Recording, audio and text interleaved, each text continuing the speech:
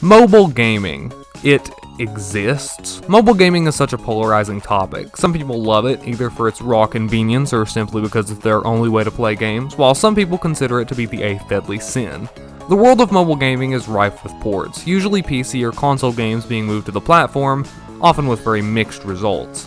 On the other hand, what you almost never see is developers porting mobile games to console or PC. That's why this week's game caught me by surprise when I saw it for the first time, Witcheye. I was initially drawn in by the striking pixel art, and then immediately put off when I learned the game was developed for phones.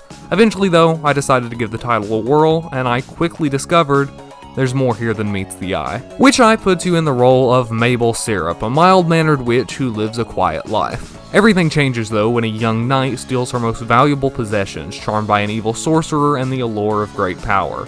Mabel doesn't take all too kindly to this act of larceny and quickly transforms herself into, and I quote, a flying eyeball of vengeance and sets off to recover her treasures.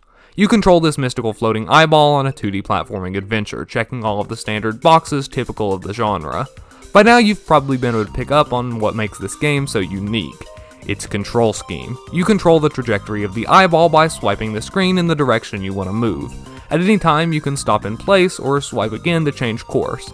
That is the totality of the controls, and while I'm sure a fair few of you are quite intrigued at this point, if you're like me though, you're probably thinking that sounds really dumb. Believe it or not though, using a mouse, this feels shockingly intuitive and nice. You act like this sort of controlled bouncy ball, ricocheting off surfaces and enemies while still being completely in charge of your direction.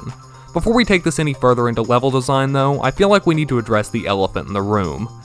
This game looks stunning. This is honestly one of the prettiest games to look at I can remember playing. You all know how much of a sucker I am for good pixel art, and this is some of the best I've seen, with the chunky blocks giving me somewhat of a Game Boy vibe, which I really dig.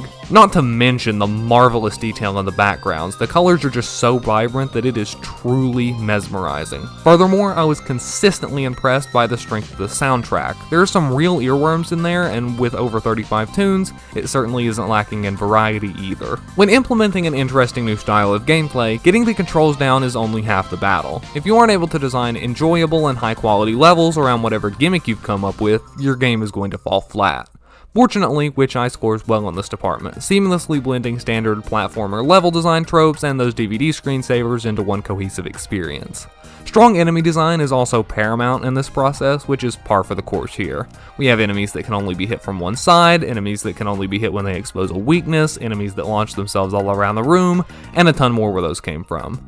To me, placement never seemed unfair, as in it was always possible to do a run without taking any damage if you put in the effort to get good enough at the stage. Occasionally throughout the levels, you might encounter a mini boss room. The doors will lock behind you and you'll be forced to face off against either a large wave of regular enemies or one or two stronger one-off enemies. I feel like these are really enjoyable, and they also use them to do something pretty clever.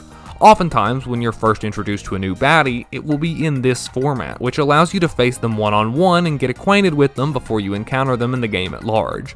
Doing it this way means that you always know how to handle a new bad guy when you run into them in a stage, while also avoiding tutorials or feeling condescending to the player. At the same time, the original mini-bosses are also designed very well. They're fun little diversions that you kind of have to get pretty good at beating if you want to have any health left to take on the rest of the level. Some of the most fun I had with the game though came from the boss fights. At the end of every world you have to take on a boss, and the way this is handled is tremendous. There's some really difficult fights in here, the kind where you have to play them over and over to learn every last quirk of the boss's patterns. You've got to completely master these fights if you want to win, and that's why this next aspect is so important. Each fight is contained in its own separate level. That means if you die, you restart the fight immediately back at the beginning. This means that you never really feel frustrated when you die. Since you can jump back in, you're much more eager to take on what you've learned from your previous attempts and put them into making your next run even better. This really applies to the whole of the game. There are no game overs in Witcheye, and there are also no checkpoints, meaning that if you die, you just start back from the beginning of the level. The respawn time is as close to instant as I think I've ever seen in a game, and the levels are all pretty short, thus it's basically impossible to lose progress. You don't need checkpoints because by making it to whatever point you died at, you had to learn the stage well enough that you can probably just get back there on your own. The main story isn't super long. Trekking across all 6 worlds of about 9 levels each will probably only take you a couple of hours if you catch on quickly. If you're completion minded like me, you'll want to look out for collectibles as you play. 3 emeralds and a diamond can be found in every stage. They function almost exactly like coin stars in the new Super Mario Bros. Franchise, and normally aren't that hard to find. There are also a couple more secretive collectibles in every world that you'll need to unlock the good ending.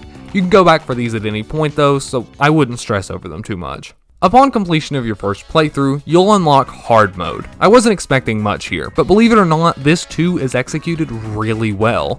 It's clear that a lot of effort went into making hard mode feel like a real new game plus. Instead of simply limiting your health or introducing game overs or something, you'll encounter all new enemies, slightly reworked level layouts, and bosses with new attacks and patterns to adapt to. I feel like throughout the second playthrough, I really honed my skills to the game, and it's awesome to see what is usually a chore become such an enjoyable part of the completion process. That's not quite the end though, as the final challenge of the main quest still remains: severe mode. This time around, every level is on a strict time limit, and most importantly, you'll die with a single hit.